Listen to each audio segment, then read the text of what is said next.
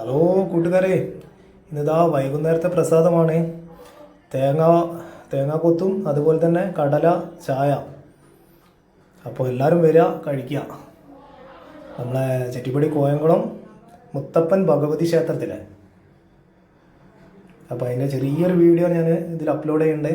അപ്പോൾ നമ്മുടെ ചാനലൊന്ന് ഫോളോ ചെയ്താൽ ഇനി മുത്തപ്പൻ തറ ഒരുപാട് തറകൾ വരാണ്ട് എല്ലാം നിങ്ങൾക്ക് കാണാം. ചാനലൊന്ന് ഫോളോ ചെയ്യാം.